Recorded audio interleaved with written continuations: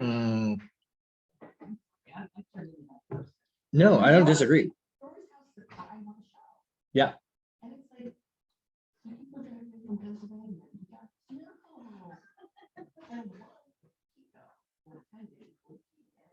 Was it? It wasn't an auction.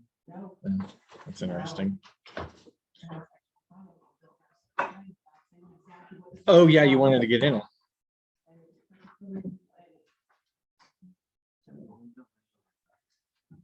Well, welcome everybody. Good morning. Thanks for coming. Good morning.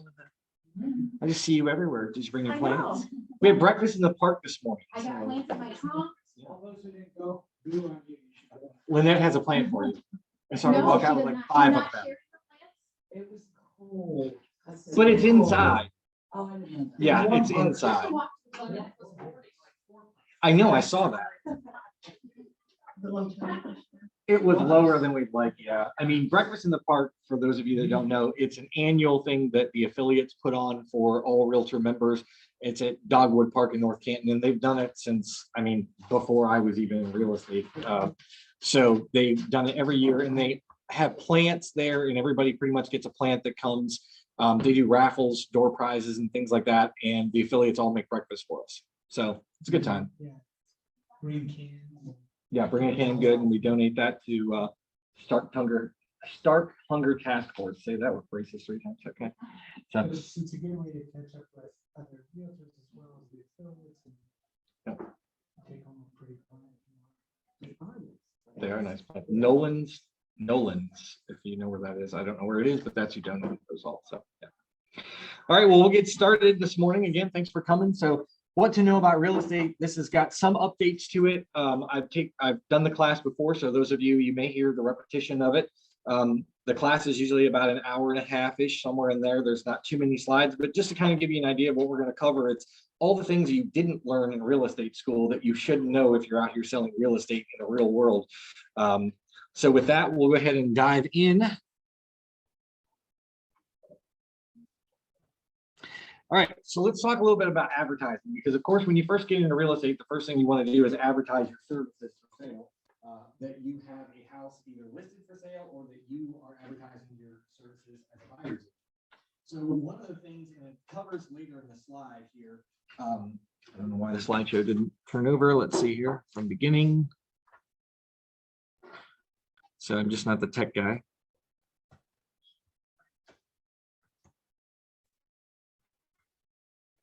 Here we go. Let's try that.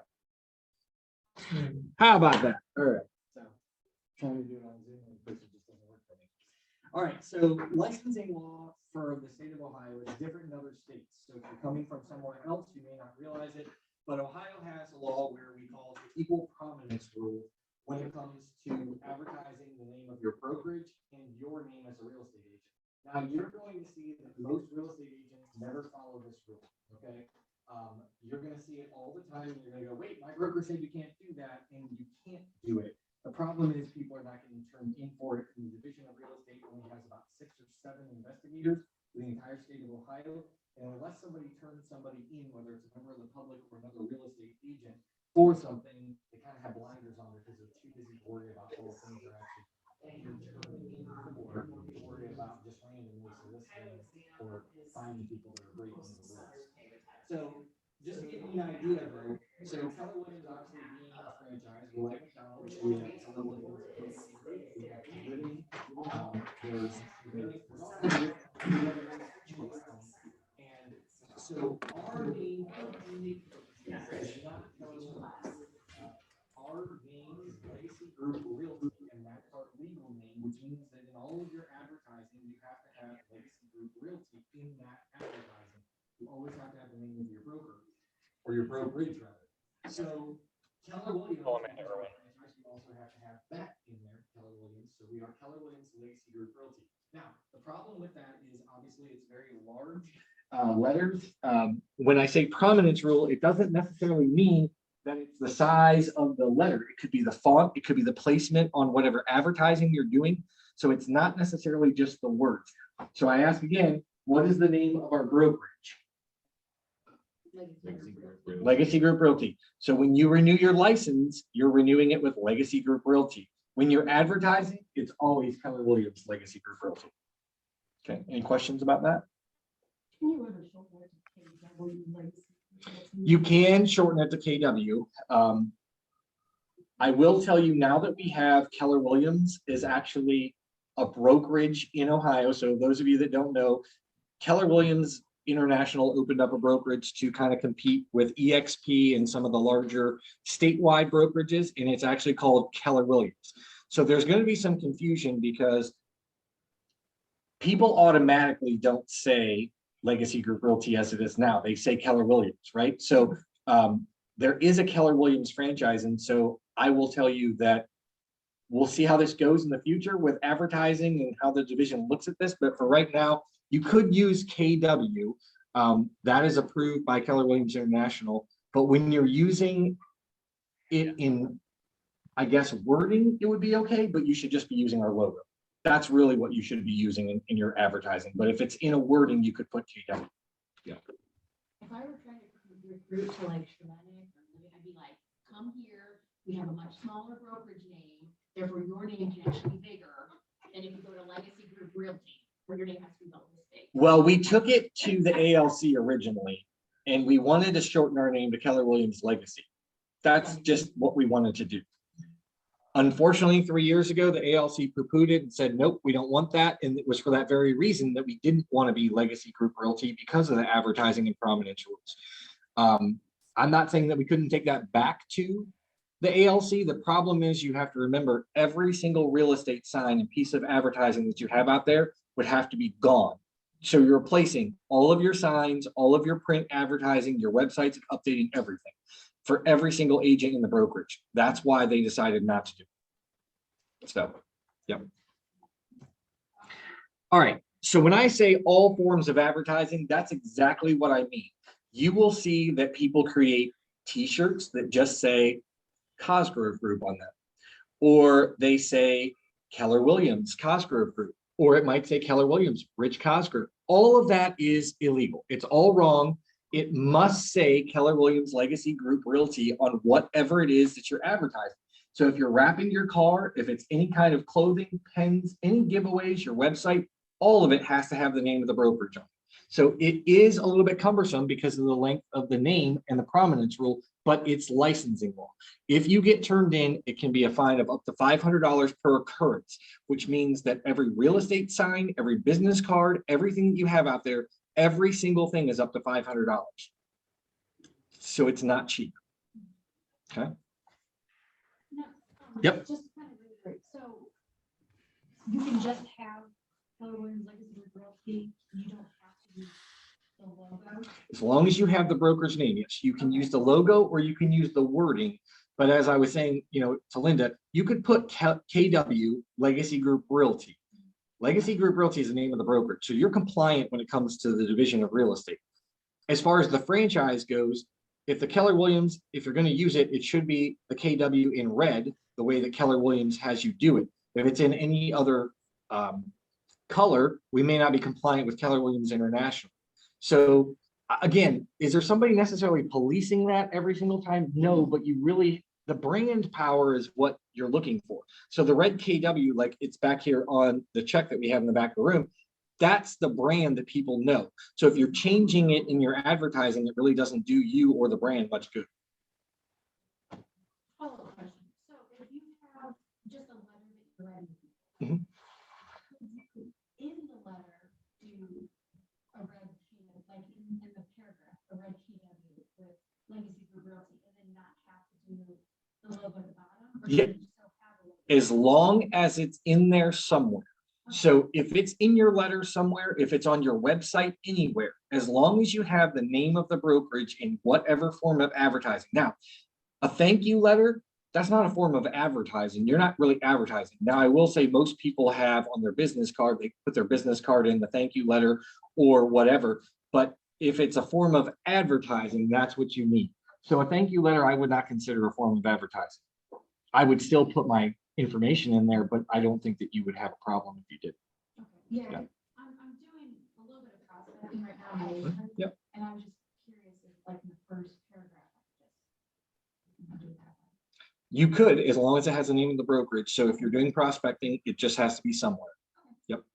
Hey, Rich. Yes. So I know at team meeting, when Tracy came to talk, she talked about doing how she does like branded gifts when she goes to a listing. Yeah, That is technically a form of advertising. It is. So you set the Sony to have the KW logo on that, as well as like, so if we did something like Kelly Team, it would have to be on there as well. yeah. And that's where the prominence rule, it gets so tricky, because when you're trying to do like, you know, a water bottle or something like that, and you can see where the names are, you know, typically you want your name because you're trying to brand yourself. The problem is you have to have any form of advertising, the prominence rule applies. So if you're giving out a water bottle and your name is 3 times the size of Keller Williams Legacy Group Realty, that's a problem. And prominence is such a vague term. The division can say the placement of your name versus the brokerage name on your advertising. So you'll see some agents have on the front of their card, it'll say all of their information. On the back of the card, it is Keller Williams Legacy Group. Huge, bold, beautiful letters, the size of the entire card. The problem is you don't see the back of the card when you're looking at the front of the card, right? When you're handing out that card. The division hasn't ruled on that, but I can tell you, I don't want to be the person that's in front of the division that says you gave out how many of these cards, and I'm gonna find you even $1 for every single one you gave out that I can prove. I mean, it's a problem. And it's your business, so you have to run it the way that you want to. Just know that if you're not in compliance with the prominence rule, you could be used as an example at some point with the division. I mean, let's face it, it's kind of the Wild West out here right now, and people are turning each other in left and right, or angry with one another at least anyway. So yeah, so just try and always have the Keller Williams Legacy Group Realty as prominent as you possibly can on your advertising. Yep. And doesn't also be the white logo that's If it's Keller Williams approved, so if it comes from our office and we have the logo, you can use it that way. Yeah, it doesn't always have to be the red. We have black and white logos and things like that. Just make sure that it's something that we're giving you from our office. You're not designing it on your own. Yeah. Okay. Hey, Rich, Yes. just a request. Can you repeat the questions aloud as people are asking from the room so we can hear them in Mansfield? Yes, I can. So the Thank you. question was, are you able to use a white KW instead of the red? Does it have to be red? And the answer is you can use a white KW. You can use anything that Keller Williams International provides to our office that we would provide to you. Yes. Good. Okay. So I asked you, now that we go over this prominence and I tell you the name of the brokerage, I'm going to ask you which one of these is the correct way to advertise if I were to do it. All right, we're going to say the one on the top left is number 1. The one below it is number 2. Number 3 is the top right. Number 4 is the bottom right. So I say, which one out of 1, 2, 3, or 4 would you say is the correct advertisement? 1 and 2. no. Okay, so Scott, Realty, I didn't see. I'm going to use Scott as an example. Realty Scott is missing. said number 1, and that's not right. And why is that not right? Can anybody say why? There's no realty on the end of it. Yeah. So the correct one is actually going to be number 2, which is the bottom left, because my name is a little bit smaller and it's not as bold as Keller Williams Legacy Group Realty. Now, one of the interesting things is our name has realty in it. Not everybody has to have that. Okay. So for example, Howard Hanna doesn't, maybe their legal name is not Howard Hanna Realty, it's Howard Hanna. Sadly, our founding fathers of Legacy Group decided to put in the word realty. You don't have to use that word in the event that it wasn't in your legal name, but it is in our legal name. So we can't even be Keller Williams Legacy. We have to be Legacy Group Realty. Yes. So just to go on that, so I was originally thinking it was the one to the right. The second from the top. Just because whenever you combine those 2 rows, it's the same size as your name. So the font needs to be the same. All right, so you're bringing up something great. So like I said before, the word prominence is very vague, right? So if I look at, if I cross out everything on this screen except for the top right, what is the first thing that pops out at you in this? That is true. Rich Cosgrove, right? So because of that, I would argue that Rich Cosgrove is more prominent than Keller Williams Legacy Group Realty. So I'm not the division, and I'm only telling you what I can answer in my experience of what I've been trained on and what I've seen. You don't want to be the person in front of the division, though, trying to litigate this, because again, we just answered, how many people in this room all said that Rich Cosgrove was more prominent. Yeah. And so that's why I say it's placement, it's size, it's font. It doesn't necessarily mean that something is bold, something isn't. It could be where you placed it on the piece of paper or the advertising of the car or what have you. Yep. Rick? I'm just gonna jump in. Everybody's hung up about legacy group living being really long and shorter is better. So I'm Keller Williams Living. My name is Rick Tannenbaum. So the short name makes it really hard. The short living, the short brokerage name makes it really hard for Rick Tannenbaum to be compliant. So don't get caught up on the whether legacy group realty is too long or not. So those of you in Zoom land, so Rick here again from Living, he's the broker at Living, so he made an excellent point. So his last name is Tannenbaum, and even though their brokerage name is Living, it's very hard for him to advertise the opposite. Though we have Legacy Group Realty, which is very long, that would be better for his last name because it's longer. But because he's with Living, it's so short that Tannenbaum, it's very hard to advertise that. So I like that, Rick, and I appreciate that. I know. No, we need you as a broker in Living, so you're staying, right? It's just difficult, like, try to make sure you can read. I knew that Kelly. if anybody was going to say anything, it'd be Lynette Tilley. I'm like, oh, I can't even read my name. It's like, it's Well, fine, we can agree to disagree. and again, Ohio, that's just their rule. That's the prominence rule. So, I mean, I'm just saying, you could make Tannenbaum bigger to read it. well, you'd have to make Living bigger is his point. Living would have to be ginormous. I take our logo and blow it up really Living hard, has to be more prominent. So Living would be ginormous compared to Tannenbaum. So no matter what. But that's just a rule breaker. I know. So- You It's have to, okay. I have to make sure, I don't know, I'm push about that. You guys are never allowed to bring Lynette Tilley into the classroom again. All right. All right, moving on. Easier said than done, but yes, I mean, anything can be changed. I would tell you to get involved with Ohio Realtors because they are who would lobby that change with the Division of Real Estate. So, yep. It's definitely not every state. It is not every state. Ohio has some of the strongest real estate rules in the country. So, yeah. All right, so let's talk about advertising a listing, because as you're a brand new agent or you're an experienced agent, listings right now are hard to come by, and you have to make sure that you're advertising them properly and not stealing them from another brokerage or another agent. So I say to you, the questions you need to ask yourself before you're advertising a listing is the listing yours? And by what I mean by that is not Keller Williams Legacy Group. Is it yours as Linda Sigler? If it is, then of course, advertise it as you would anything else. Does it belong to Keller Williams Legacy Group? So is Zarice have a listing that I want to advertise? Well, the rule here is you are welcome to advertise any listing within the brokerage as long as you have the permission of the listing agent. There are agents here that would prefer you not advertise their listing because they want to be the one to collect the buyer calls and things like that. Now, you cannot help that an IDX feed feeds out on your website and you have everything listed, but you can control whether you're actually publicly advertising a Facebook or Instagram or whatever it is that you would be doing on social media. You can't stick a sign in somebody else's yard.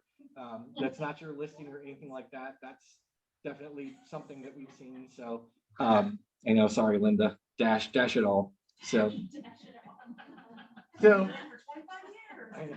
Just stick a sign in the yard and sell the house. Who cares if they want it? So does the listing belong to Keller Williams Legacy Group? Do you have the other brokers written permission to advertise? So if I want to advertise a Cutler, a Howard Hanna, a Remax, anybody else's listing, I can't just get the listing agent's permission. I need the broker's permission, and it needs to be in writing.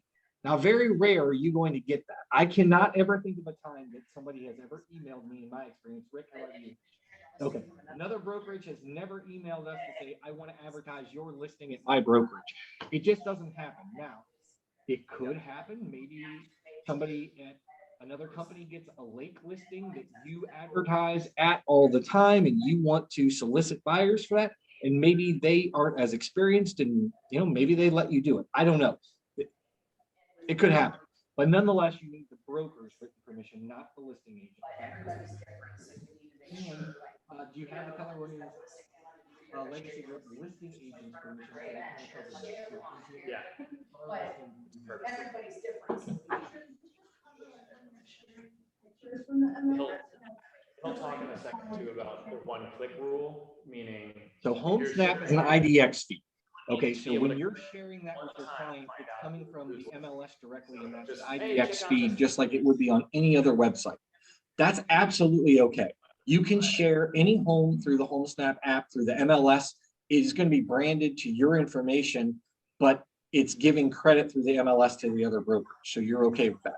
Where I'm talking about is if you're stealing, and I say stealing because that's really what you're doing. If you're taking pictures from the MLS and you're posting it, so Zarice has a listing, and I take that listing and I say, come see my great listing over here at 1234 Main Street. I can't wait to show it to you. It's going to be open on Sunday. Maybe he's the one holding it open. I'm not even holding it open. I have now taken his pictures, which I don't have authorization to do, and his listing to make it look like I am the listing representative, which I'm not. So you can't do that.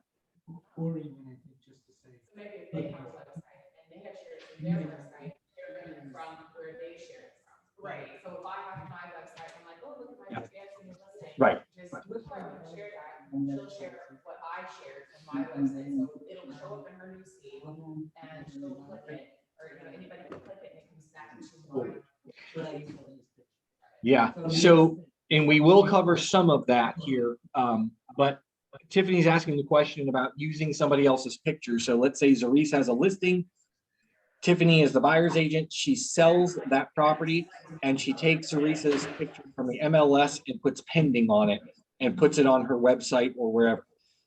Legally, you can't do that for two reasons. One, because the purchase, you have not been a party to that sale yet because it's not closed, right? It's pending and you're representing them. The problem is it's not closed yet. And you stole the picture that wasn't yours of a property that you don't have listed. So the only time legally that you should be posting a picture of a sold property is after it closes, you take the picture or somebody that you have hired takes the picture, and you can put sold because now you worked for the buyer and you have the owner's permission. Okay, Zarice has the owner's permission to list the property for sale, but you as XYZ agent over here at the other brokerage, you're taking a picture that doesn't belong to you, and you just used a picture of a house that Sorry you don't about that, actually have guys. the owner's permission. I don't know why the recording stopped, but all right. Yes. Do you need me? Yeah, special guest appearance. Yes. Hand up. Most of the audio is kind of clippy, so he's wanting to share the slides with him.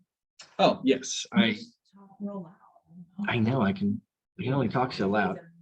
All right. Give me 1 second here. We're going to share the slides with Mark. Thank you, everybody. Thank you.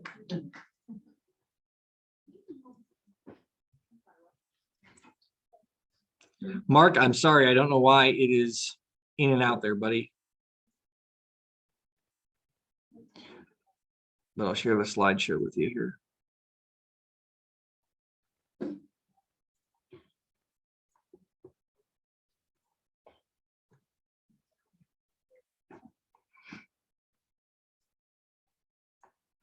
Okay, there you go. Let's go back to.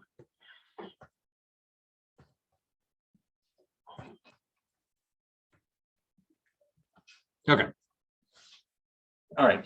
So we covered those listings. Yes, everybody violates that rule. You will see all the time. Like I said, all the things I'm covering with you are things that you're going to go, but everybody does it. I see it all the time. And you're absolutely right. You see it all the time. It doesn't make it right. But if I take a picture of a home, like do like a final walkthrough and then post a picture saying. so After closing, Yeah, after it's closed. But if you're taking a picture before the final walkthrough or at the final walkthrough and that actually hasn't transferred yet, legally, you don't have the owner's permission. Mhm. Right. Well, closing is the transfer of the deed in our purchase agreement. So, yeah. So do you have to ask permission for every listing, or can you ask like someone at Legacy Group, like, hey, can I post pictures of your listing moving forward and make cities? Like, does it have to- Right. Yeah. As long as you had that in writing. So the question is, if another Legacy Group agent doesn't mind me always sharing their listing photos on my own website or Facebook or wherever it is, and you get that in writing from them that you have their written permission to share all of their listings as they come up throughout the year, go for it. Yep, that's okay. You don't need it for every single listing. Okay. All right, let's talk about the return address that you're using for mailings and where you're sending things. So you mentioned that you're sending out some solicitations for listings in your neighborhood. There are agents that don't work out of this office. They work from home. They work from a different location. Well, there are only 3 office or 4 office locations that we actually have that are approved. One of them is not on this list because it's Ashland, and that's a mega agent office for Tracy Jones. She's the only one that works out of her office, so you typically would not use her return address for that office. But there are only 4 for Legacy Group Realty that are approved with the state of Ohio. These are the 4. We have the Canton office, we have our Worcester office, and this is our Mansfield office in the middle. So those 3 office addresses must always be your return address if you are sending out a thank you card that has any solicitation or any information about the brokerage in it. If you're doing anything personally, it doesn't have to. If you're just sending like a personal thank you card to your friend, don't worry about it. Use your personal address.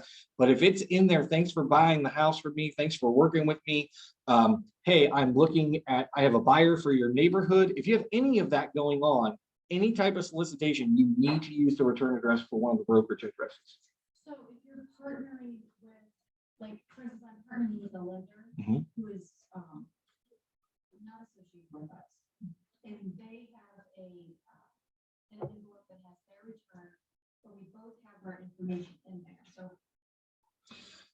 I would tell you that you need to use our return address, because if you're on there, I don't know what the rules are for lenders. So I can't speak to that. I mean, I would say get with your lender and see if they can get with their legal department to see if that's a requirement.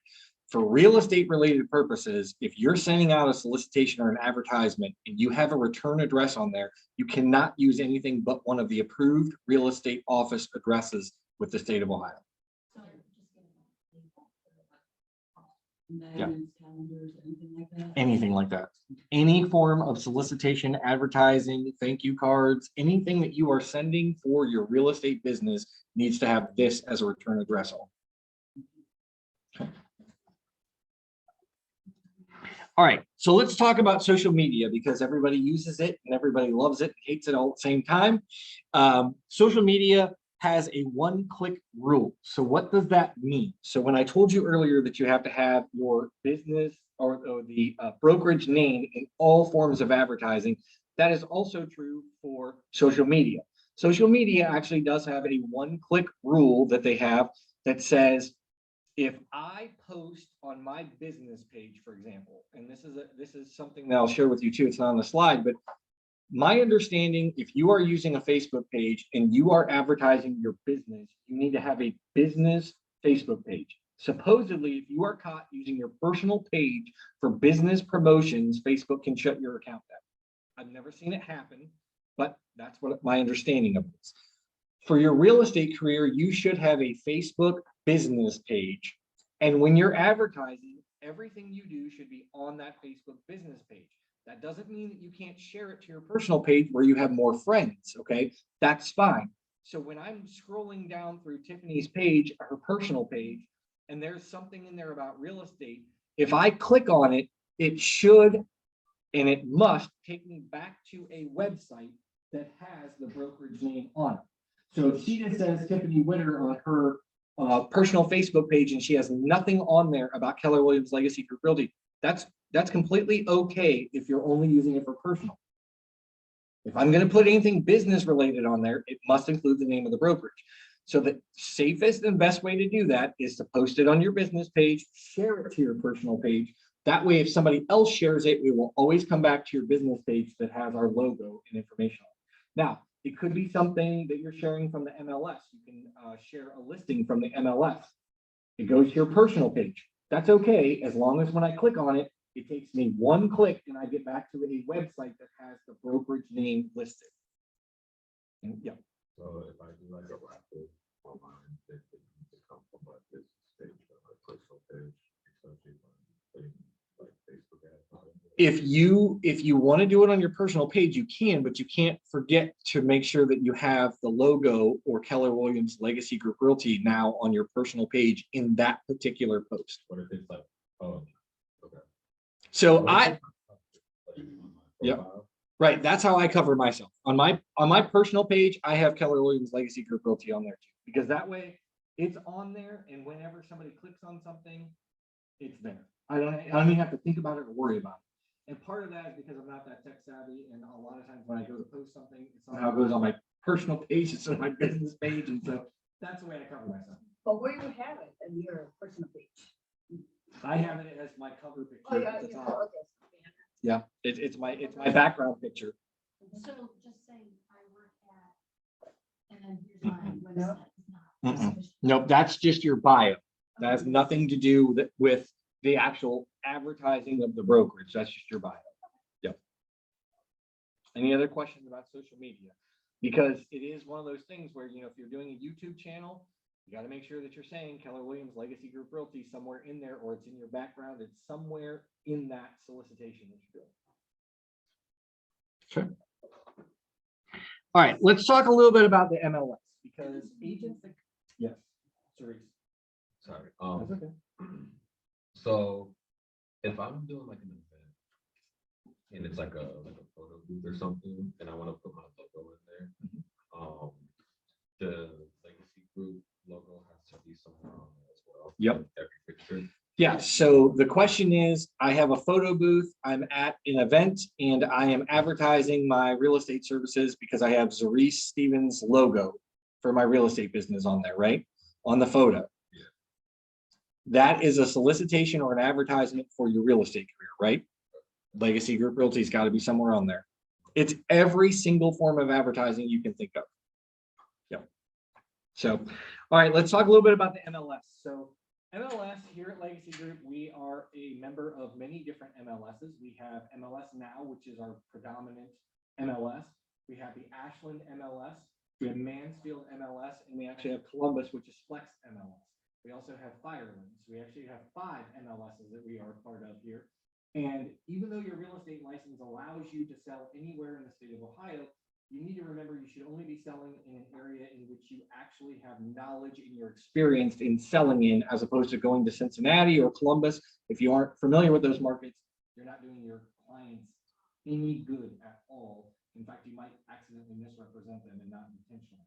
So you need to always stay in the scope of your knowledge, which means you should be selling in your area. However, if you do decide to get a listing in one of those other areas, just know, because your broker is a member of all 5 of those, you also then have to become a member of that group, of that MLS, and you have to list the listing in that MLS. So if you go get a listing in Ashland, you now, Lynette Kelly, have to add yourself as an Ashland member and pay those dues for the MLS for, I think they have a 3-month payment, but nonetheless, you would have to add yourself because the brokerage is a member. Okay, so you have to be a part of wherever your broker is a member.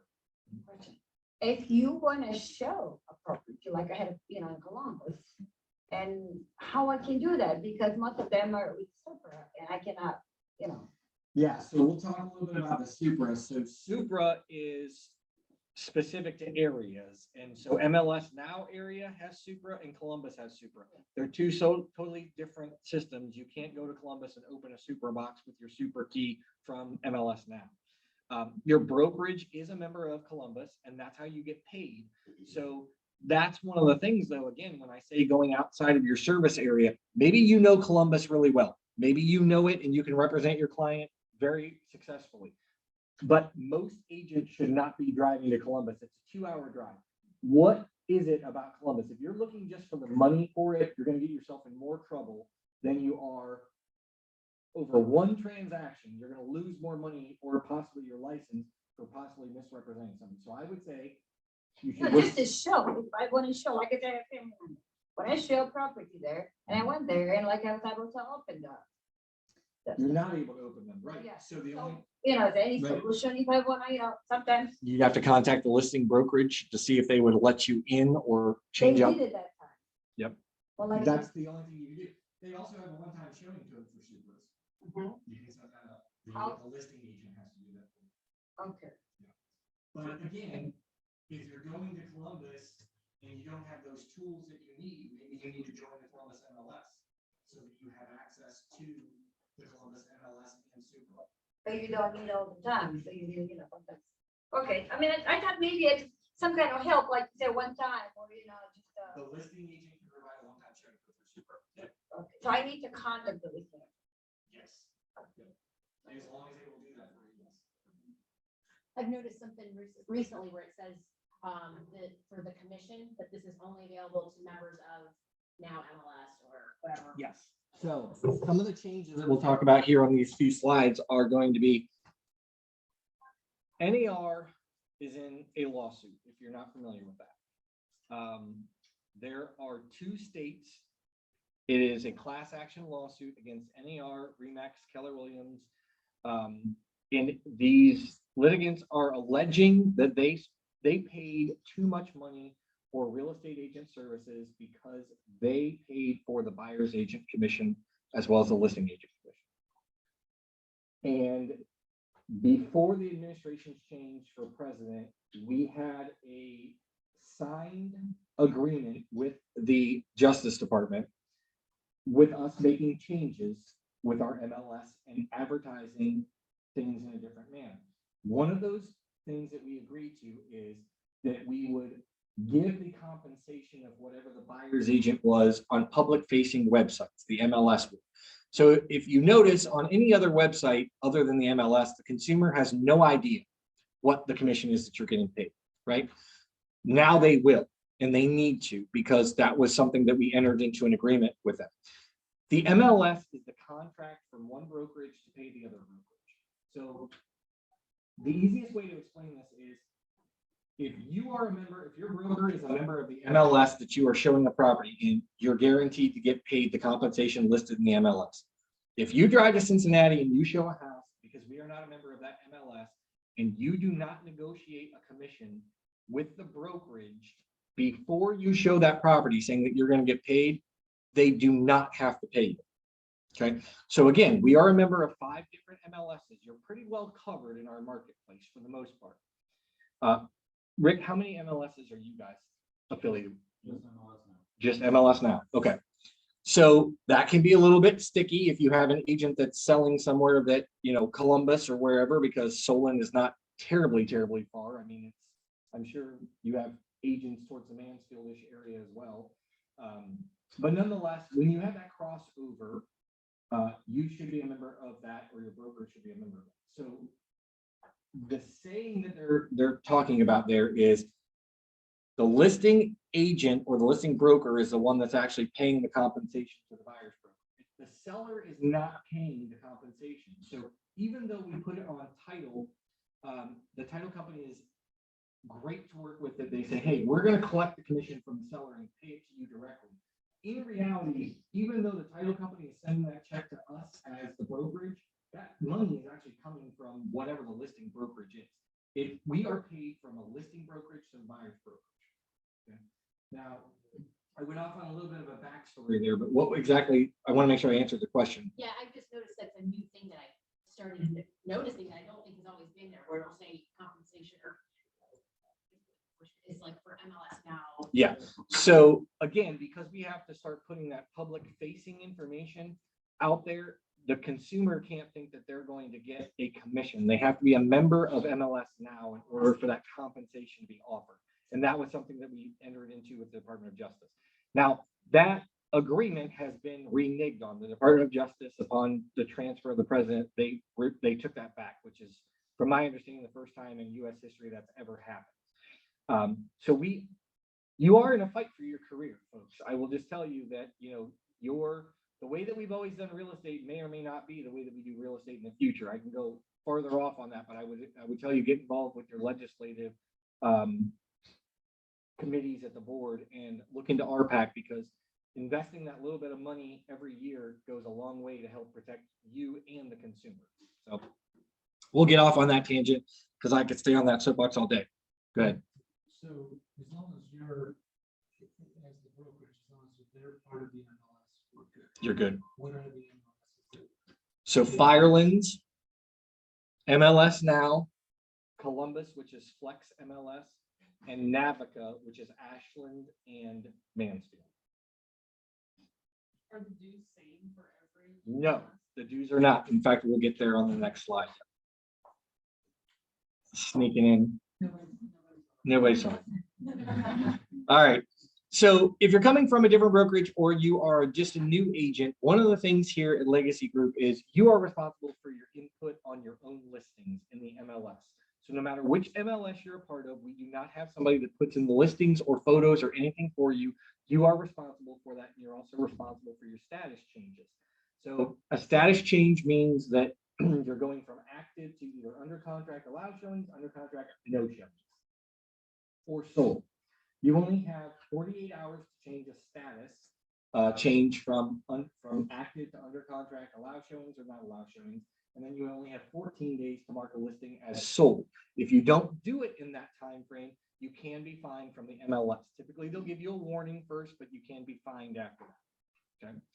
So you want to make sure that you make a timely status change. You talk to your admins about that. If you have staff, if you're a single agent, you just need to remember that when you accept that listing, you're marking it as active. When your client accepts that offer, you're either under contract, allow showings, or not allow showings. Okay, so that's what the UCAS and UCNS stand for: under contract, no showings. Now, the no showings or allow showings is not your decision; it's the decision of your client. Do they want showings to be allowed even though you're under contract? Because maybe they want a backup offer. I will tell you that the MLS is getting very strict about this. If it is under contract, no showings, that means 0 showings. Not even you as the listing agent can show the property to a new consumer. During the transaction, if you have the buyers that are under contract that want to go in to measure things 900 times, as much of pain, what that might be, that you're allowed to do. That's not considered a showing. But you should not be showing that property to any other consumer, and neither should any other agent. Okay. So if a deal falls apart and that listing is still marked under contract, no showings, you cannot show it, even though you know it's coming back on the market in 2 days. If you get caught, you can be fined by the MLS. Okay. All right. So I talked a little bit about the 48-hour rule, the 24-hour rule for public marketing. So NAR back in 2019, November of 2019, in San Francisco, California, when they had the NAR conference, they came up with what they call the Clear Cooperation Agreement. Clear Cooperation Agreement says that if you publicly market a property in any way, you must have it in the MLS within 24 hours. Okay. It doesn't say 24 business hours. It just says 24 hours. Now, MLS Now has a rule where you have 48 hours to input a listing. So if you get a listing technically on a Friday at 3 o'clock in the afternoon, it doesn't mean that you should be putting in the MLS by Saturday at 3 o'clock in the afternoon, according to MLS rules. MLS rules give you 48 hours, business hours, which means you actually wouldn't have to put it in until Tuesday. The Clear Cooperation Agreement doesn't say that. Clear Cooperation Agreement says if you put a sign in the yard, if you put a post on Facebook, whatever it is, it should be in the MLS within 24 hours. That's it, 24 hours. Doesn't say business hours, it just says 24 hours. So those agents that are putting a sign in the yard on Tuesday and not putting something in the MLS until Friday are in violation of 2 rules: the MLS and the 24-hour Clear Cooperation Agreement. Right. You're going to find agents that are going to do this. That doesn't mean that it's right. It just means that they shouldn't be doing it, and they're just breaking the rules. Okay. MLS classes are available. We do not teach them here. MLS Now will happily come out. They will do a class for you. In fact, we're probably going to have them coming up soon because there are some changes that we went to. Rick and I both attended an MLS class or MLS broker forum this past week. where there's a bunch of changes and the next slide actually has them. So your timing is good because I think Marcy was asking about those. So timing is good to come in. So we'll talk a little bit about the classes. I highly recommend that you take an MLS class because it's great. Don't call me or the staff here at the office to say, I don't know how to put in a new listing because we're not going to walk you through it. There are videos and there is a way to do it. If you either take the class, you can self-teach by watching the videos, or you can actually take a class and they'll help you with that. Okay? Temporarily off market. This is something that we've had in the MLS status, but it hasn't been used often. So one of the things that they're going to start policing is, let's say, for example, you have a client that they want to list their house on Monday, but they really don't want any showings until Friday. Well, unfortunately, you want to secure that listing, right? You want to make sure nobody else is going to come in and swoop in and take that from you. So go ahead, list the property for sale, make the active date on that Monday, whatever it is, let's say, for example. And then unfortunately, you're going to do a status change that says temporarily off market. And you're going to take it off market from probably Monday, Tuesday, Wednesday, Thursday, and put it back on a Friday because your seller doesn't want any showings. Okay, so it's going to be temporarily off market. And when you put something temporarily off market in the broker remarks, you have to put the BOM date, which is back on market date. So if I were doing it on Monday, I'm taking it off the market temporarily because my seller wants no showings. I would put BOM date, whatever that is, on Friday. Okay, so you need to make sure that if it's longer than 48 hours that a seller doesn't want showings from the date of listing, that you are putting it as temporarily off market. It's not going to happen terribly often, but there will be those times it will happen. Okay, so that's one of the things they're going to really start policing. So that's okay. It's because so some people, like, there's been talk about they're going active, but then there's no showings. Mm-hmm. But that's different because they're not taking it temporarily off the market. It's active. They're just not But allowing showings. but you're not allowed to do that. That's the whole thing. The temporarily off market. So again, if I'm listing a property and it can't be shown in the first 48 hours, the MLS is basically saying, look, we'll look the other way if you list something on Monday and it can't be shown until Wednesday. Okay, we understand maybe a seller doesn't want showings until Wednesday. You better get it in writing from the seller that they don't want showings starting until Wednesday if you're listing it on Monday, or if you're listing it on Friday and they don't want showings until Monday, get it in writing. Get it in writing. It's their decision. But if it's going to be longer than 48 hours, if the seller says, I want my house listed for sale, but I don't want showings, you got to temporarily take it off the market. What agents are doing is they're listing a house on Thursday and they're saying that there are no showings until Sunday's open. You can't do that. And the MLS is saying, look, we know we're getting complaints about that. We're going to try and stop this from happening. So if you list a house on Thursday, by Saturday, you better be able to allow showings. You're not doing it until Sunday. So if on Friday, let's say that happens and all of a sudden you can't show it until Sunday at the open house, that's probably going to be a violation because you're doing it on purpose. But if your seller told you no showings for 2 days, Saturday and Sunday, I don't want my house shown until Monday, you're okay with that. That's okay. But it's longer than 48 hours, put it temporarily on market. Rick? By the way, this also goes for, sorry. No, you're good. No, This also goes for in the middle of your listing period. So if you have a listing that's showing now and Memorial Day is coming up and they're having a party, no showings on Memorial Day on that Monday, you can block off that up to 48 hours. If they got family in for a week and they don't want showings all week long while they have company. Gotta take it off. It's not just for a new listing, it's also for True. when it's in. That's right. We haven't seen that lately because market time's like 3 days, Well, but you're. and days on market is going to continue to accumulate while it sits temporarily off the market, right? It's still during the listing period. So I imagine that when you put it back on, the cumulative days on market will change. The active days on market probably will not, but I don't know the answer to that 100%.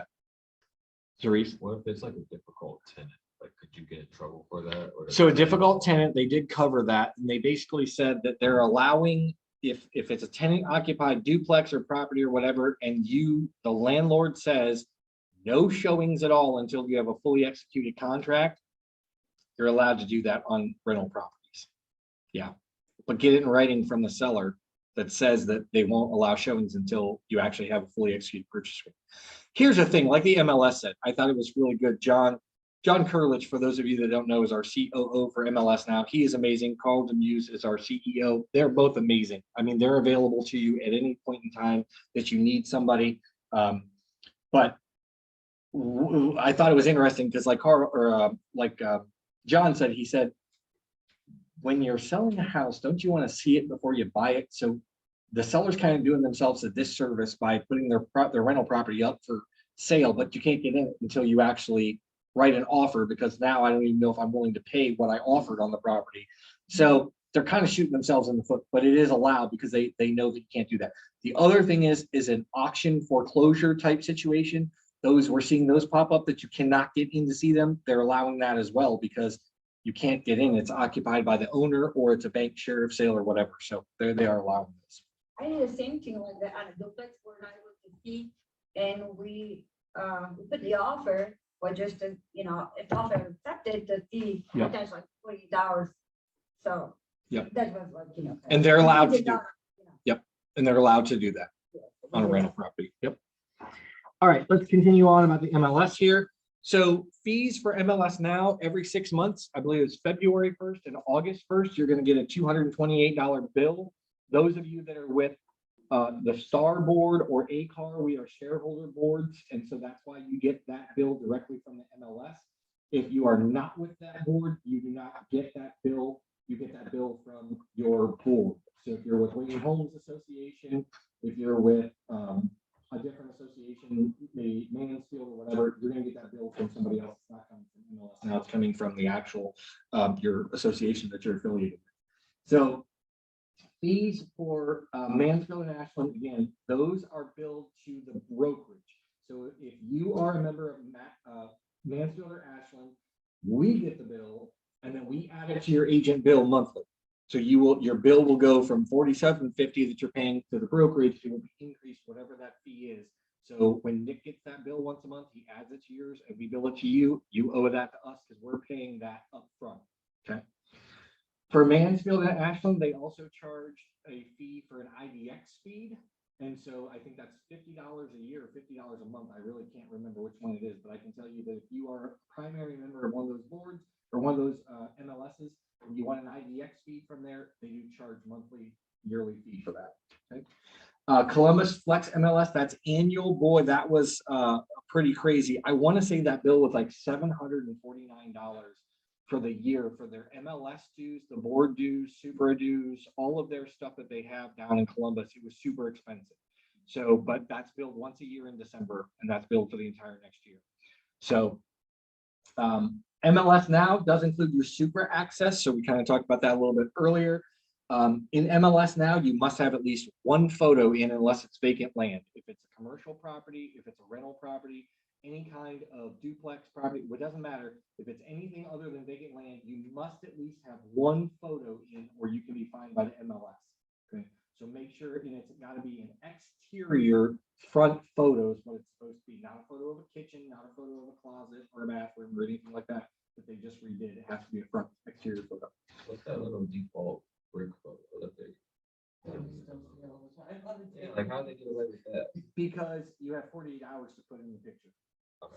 So that's why you're seeing that little brick default photo, but you have 48 hours to put in. And they'll warn you and they'll tell you, listen, you haven't done this, get it in. But you need to just, so take a picture, get it in there, right? And here's the thing too. If you're listing a property, at least in my experience, I don't even put it active until I have my photos in there because photos are what get people in the door. So while you're listing a property and marking it active before the photos have caught up, I don't understand that, to be honest with you.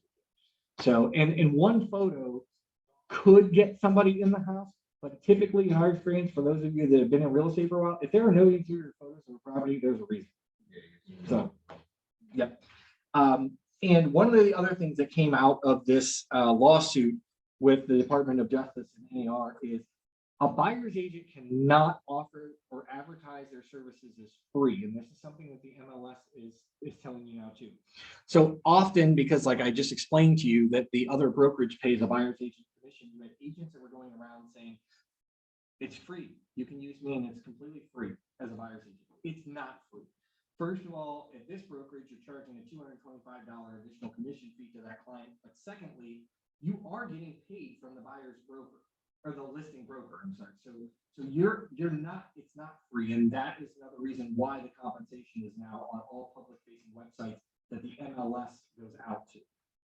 So Okay, so you cannot say that your services are free. Now, for a listing, you could say your CMA is free. You can still do that. Like you can say that, that is free, but once you are working on the buy side, your services are not free. Could you just say, you don't have to pay, it comes from the listing agent for the listing? But they're paying a $225 additional commission fee at the brokerage, and most brokerages do have that. And so I don't know how you would say, I mean, could you just say the bulk of the payment is not being paid by you, essentially? I don't know that I would want to test that. I'm going to tell you now with the lawsuits that are going on, I don't want to be the one to test that. I prefer that our brokerage doesn't be the one to test that. So there's really no reason for a real estate agent to advertise their services as free anyway, because first of all, we're worth the commission that we make and we're worth the commission that we charge. And with inflation and everything else, I mean, fill up your car and then drive around and show 15 houses that you lose an offer on, and then try and say that you're not worth the justification of what you're getting paid. It's just not worth it. So there's no reason that an agent should ever have to say that their services are free, because you pay for everything. I mean, and let's put it this way. I mean, even an Uber ride, you're tipping somebody. You get a cup of coffee, you're tipping somebody. Like you're paying for services no matter where you go in this world. We are no different. We need to show our value rather than reduce our commission or say that we're free. So that's what I would say. All right, let's talk a little bit about our information here. So we haven't seen it in a while, but there are HUD homes that are still sold. For those of you that don't know, the federal government repossesses property that they have FHA and VA loans on. And no, we haven't seen those in a while. You will start to see those come back, and it'll be at HUDhomestore.com is the website. And for those, we have an NAID number. This is the NAID number. You will need that when you register on that website with our brokerage. If you have registered on that website before and you are a new agent here, but you were at a previous brokerage, you need to make sure you go in and you update this NAID number, or you will not be able to make a bid on a property under this brokerage. And this is something that you do on your side. This is not something that the brokerage does. So this information is available in .loop under office information, but it is important for you to have, because when you need it, you're going to frantically look for it and not have it. Okay? So make sure that you have that. Our office license number for Keller Williams Legacy Group is 2007-005231. You don't often need that, but sometimes for referrals, you might need that information, but that is our actual office license number with the Division of Real Estate, separate from my license number. That is not mine, but that is separate. And that is because we were actually formed in 2007. So the EIN number, so our employer identification number, is there in case you need that for referrals. You need a W-9 form, that is in .loop. All of that is available to you. The W-9 form is there. MLS Now broker ID for the Canton office is the C75759. Now, why is that important? If you're already registered with our office under that, when you input a listing, you don't have to choose one. But for admins, we have to choose which office we're affiliated with. And so we also made sure that Mansfield, Worcester, and Ashland all have an office ID, so that way people aren't sending earnest money checks to us that need to go to an agent in another office. So we do have 3 office IDs. And then again, I said it's in .loop. If you haven't heard of your NERDS number yet, that's the National Realtor Database System. That changed on January 1. It is no longer called NERDS. It is now called M1. So you all have an M1 number, and that M1 number or NERDS number you will need when you register for NAR classes, designations, and you can also go on the NAR website and get discounts on rental cars and different things that your membership includes, and you will probably need your M1 number. Okay.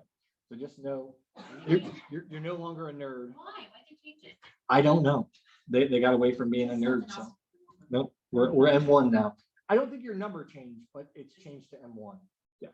So just so you know. And again, each agent has their own. All right. Let's talk a little bit about commissions and how you guys all want to get paid, because that's super important. The first thing to do is you should never be talking about commission with anybody that is not in your brokerage. You should never be at another brokerage or your friends out talking about how we should all fix the commission rates to be X% or whatever. And you should never answer the question, well, that brokerage charges X. You should never say the words in a listing appointment, well, the standard in our area is charging X. I'm below that or above that. You should never, ever, ever talk about commission with your consumer other than to say, at Keller Williams Legacy Group, we charge blank. That's the only thing that you're legally, I don't know if that's me. I don't know. Is that you? Okay, sorry. No, you're fine. Sorry, we heard this beeping happening. I wasn't sure what's going on. Like my computer's doing. All right, so antitrust laws, you cannot talk about commission. So again, you can't say in our area, the general commission is 6%. If somebody calls you and says, well, what do you charge for commission? You can say what we charge. If it's 6%, 7%, whatever it is. In our purchase or our listing agreement, it's 7%. And you should always try and get 7% because you're worth it. Again, I think that we've seen at our brokerage, we have seen that it has dropped. It is 6%, and I've even seen 5% many times, depending upon the price of the home. It can be argued all kinds of different ways. The home price has gone up, so we should be charging less. It can be argued that inflation has gone up, so we're worth our money, but basically 7% is what you should be charging in this brokerage. The great thing is you don't have to ask me if you want to reduce it to 6% or 5%. You can do that on your own. That's a great thing. I know Linda and I, back when we were at the Realty One days, if you did anything other than a 7%, you had to go to the office manager and get approval for it. So I'm sure that's still true at some other brokerages, but you know, this is your business and we want you to be competitive and be able to get what you're worth. So if you can charge 10%, go for it, but charge it. So let's talk a little bit about the co-broke.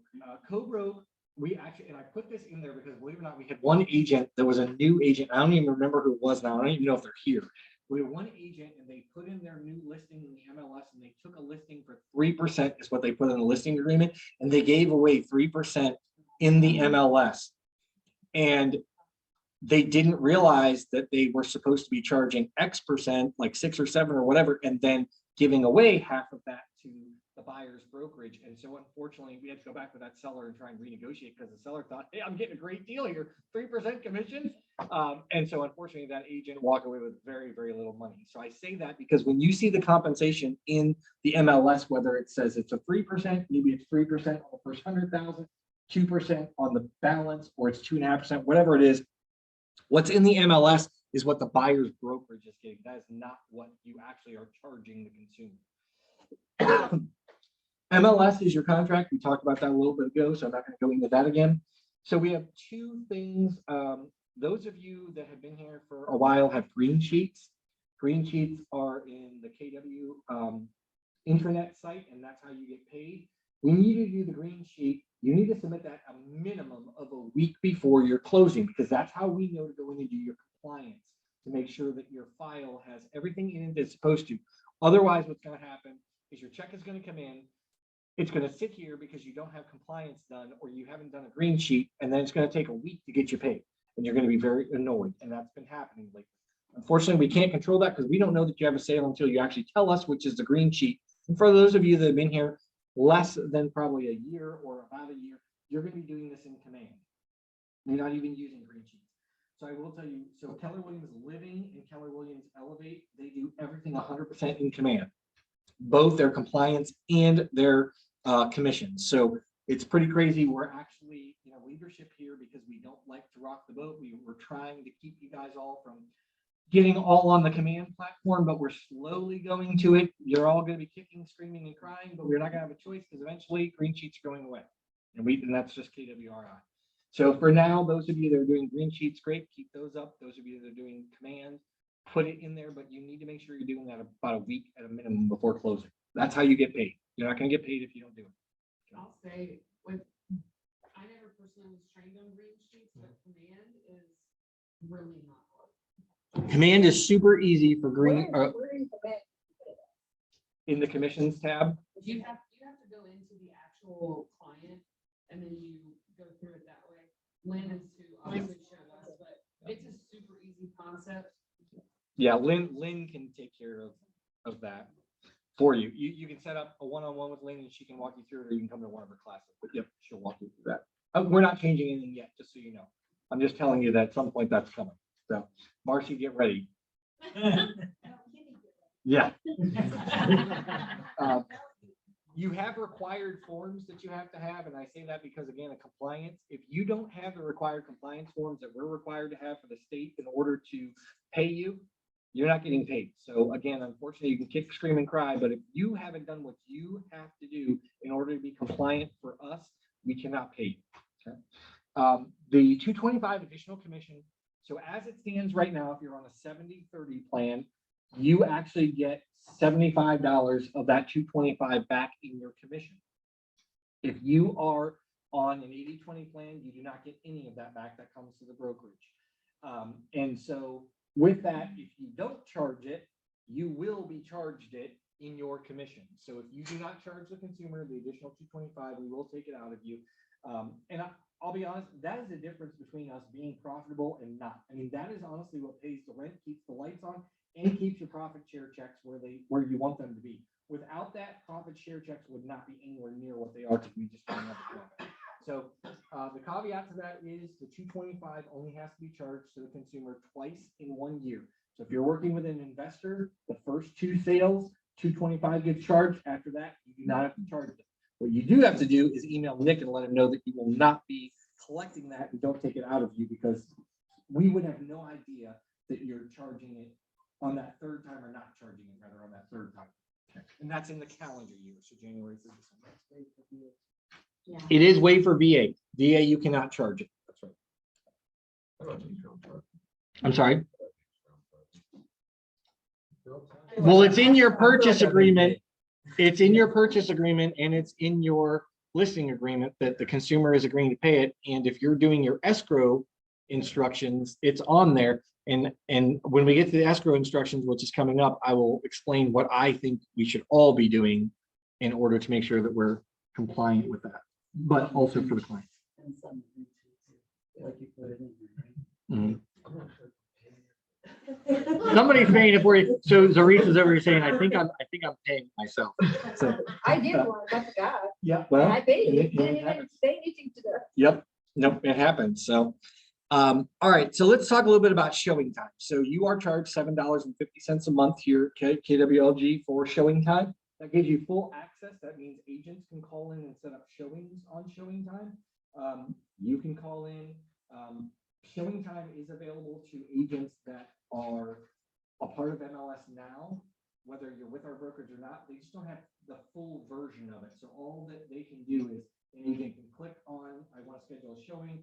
It will email the client or whatever, but there's no phone communication whatsoever. And a lot of the other services for reports, they don't get either. Okay. So you have access to this full, which is great for $7.50 a month. So listings are entered automatically. When you put the listing in the MLS, it automatically ports over to to showing time. And so you can go in showing time then and give it about 10-15 minutes after you enter the listing in the MLS, and you can set up showing instructions for your client. Now, the great thing is, this is, once you set it up, it's kind of forget it. You know, just you set it up, set it and forget it. What was that infomercial? Whatever that guy was doing the cookery thing. So set it and forget it. So it will email your clients the feedback if that's how you set it up. When an agent actually goes in and fills out the feedback form, which we'll go over in a little bit here. You can block out times the seller doesn't want showings. If the seller says, look, I work midnights and from 8 to noon, I don't want showings, block those out. That's totally okay.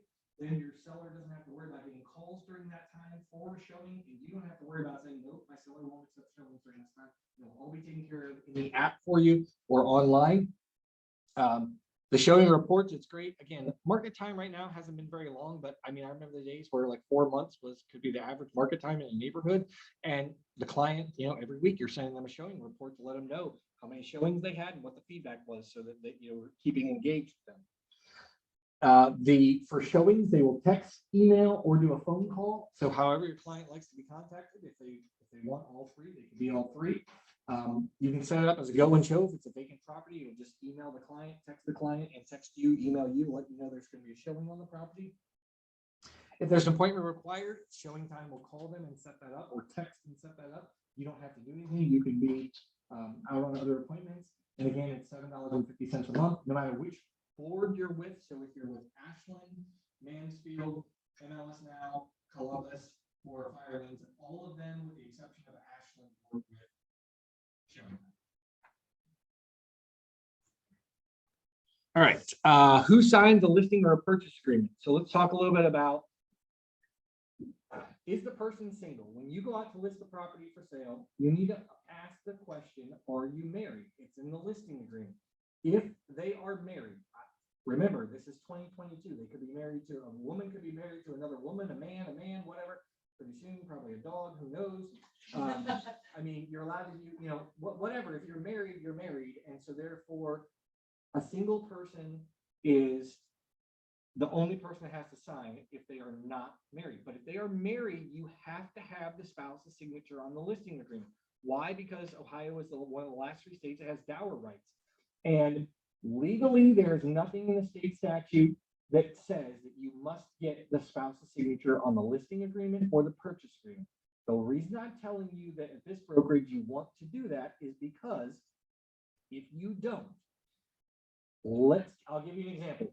I'm married, you come to my house, I take off my wedding ring, I set it down. I want to sell my house and I want to get away from my wife. And I'm going to list my property for sale and I'm going to move out of state and I'm never to be seen again. I ask you to come over, you list my property for sale, I tell you I don't want to sign in the yard. And you don't ask why I don't want to sign in the yard, but you advertise my property for sale, you start showing it, accept an offer on the property, I sign it. I get all the way to the closing table and the title company says your wife has to come in and sign. And I say, she didn't know that I was selling the house. I don't want her to know I'm selling the house. I'm taking the money and moving to Arizona. And they're going to say, you can't do that, that you now have to have your wife's signature. And you are going to have to then explain to the buyer's agent, and all of the money that they spent on why you listed a property that you legally couldn't sell. Okay? Yes. What if you are separated from someone, they live in a completely different state, and separated? Doesn't matter. I had a client that had a wife that was in prison. We had to send a prison notary to get her to sign at closing. And if they don't sign, it just doesn't. Then you're not selling. I love the questions though, because agents are always like, well, what if? But what if? I don't care which. There's no what ifs in the world. Like that's just the way it goes. So I mean, it's but it's funny because I get the same thing with her. But what if they did this? Because you could be like legally separated from someone but not divorced, right? Still married. Still married. It's the same thing when they buy. If they still, I mean, not divorced, separate, the other person cannot buy by themselves. A buyer can. If you're married, it takes 1 to buy and 2 to sell. You know, but like I remember when I asked once, because he wanted just a house to get his name, but since they're not separated, they need to have that dog. Okay, so you're talking probably a little bit different situation. So what she's saying Is, let's say, for example, I am maybe in the process of getting divorced and I'm still legally married. And this, you will run into this in your career. It's going to happen. You're going to inevitably meet a client that's going to say, I'm in the process of getting divorced, or my spouse doesn't know that I'm filing for divorce next week. I want to buy a house so I have a place to go. Well, guess what? If they close on that house while they're still legally married, that other spouse that they want to get away from has dower interest in that property, and it is now considered an asset of the marriage. So you need to make sure that you know that, because unless somebody is legally divorced, signed, sealed, and delivered, if they are married and they buy a property, it only takes 1 to buy, but now they both own it, even if there's only 1 on the deed. Okay, so that's super important when you're on a listing appointment to make sure you understand. I have friends that 2 men that are married, and they used a different agent. Everybody knows a real estate agent, right? So they used another real estate agent that we all know very well. And unfortunately, the title company or the agent ever asked if they were married, and only 1 of those parties signed off on it. And I said, well, that's good for you, but I can tell you now, in the future, there's going to be a problem if it ever comes back on title because you didn't both sign off on it. So again, whether it's 2 men, 2 women, doesn't matter. It is a marriage license is a marriage license. Okay. What about if you don't have both spouses? Like, so let's say the person's single, they own a house, they get married. So now that wife is attached. So you're gonna list it and you have the person who owned it originally signs everything. But when they get to the closing table, the wife signs. She does, but again, I'm telling you as the broker here, you should be getting the spouse's signature. Not like, oh, I have this power. I'm just telling you, like, I'm relieving us of the liability. I'm telling you, get their signature, because when that happens and the new wife says, or spouse, whatever, it says, I don't want to sell this house, or I'm not signing anything because now I'm mad at you today, that's going to be a problem. Okay, but only if it truly is like that. I mean, if they're in agreement, it's gonna be fine. If she They did changed sign Oh, but wait, but next, everybody signs a purchase agreement that says if we don't do this, I agree to sign a mutual release. It's in our purchase agreement like 2 or 3 times. You mean they don't sign it when they're mad? No, they don't. So no, you can't. Okay, does she also have to sign the residential property disclosure? She should be signing everything. If she's living in the house and she's married to that person, she should have knowledge of what's going on. I have a question on the other side where you said it takes, you know, 1 to buy. Yep. So if like I sometimes get lender approval letters. Yep.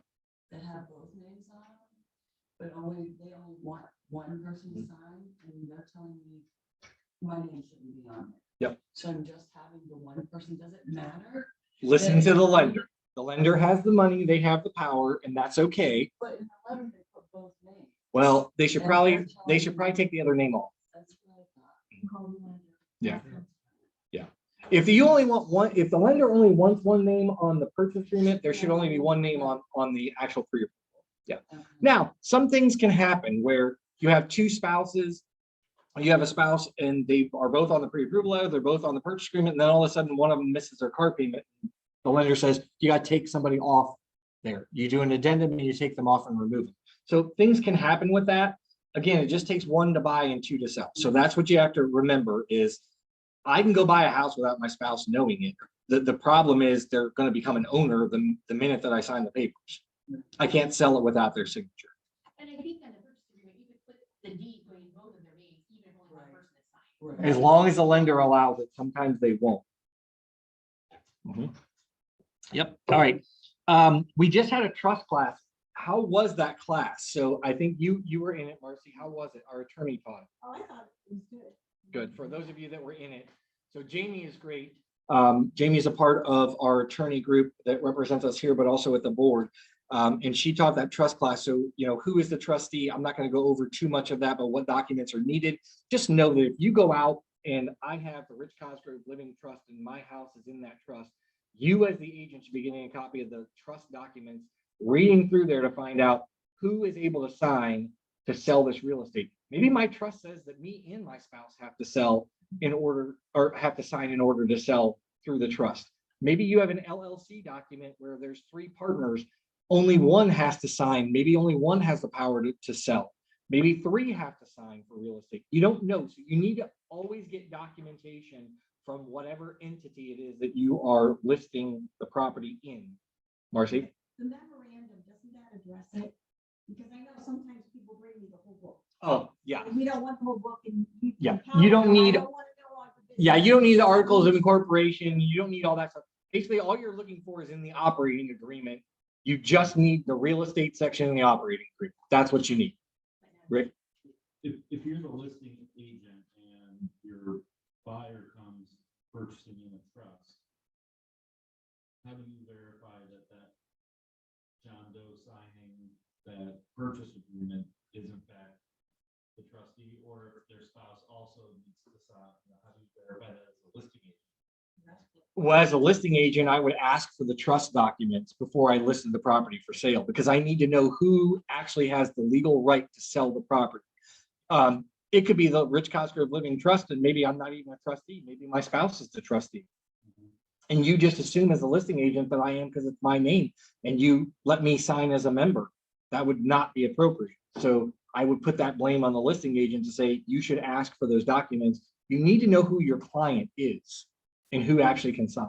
But if I'm the buyer's agent, and you ask me for that, I might say that's not your business, it's a private trust document for my client. If I were a buyer's agent, I would not be asking the listing agent for that trust documentation. No. What No, about if you're no, the I'm listing saying- agent and he's the buyer's agent? Do you as the listing agent care who can sign for the buyer, if the buyer is a trustee? If the buyer is a trustee, no, I would hope that the agent on the other side of that transaction is doing their job appropriately. That's what I was asking. If you're Yeah. a listing agent and the purchaser is purchasing in the trust, how do you know that?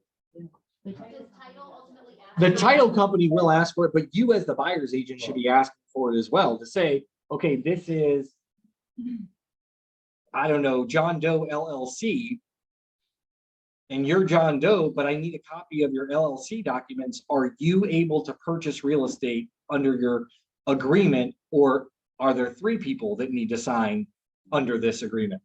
As the agent, that's why I bring this up. You need to know who your client is and who legally has the right to sign, whether it's a buyer or a seller.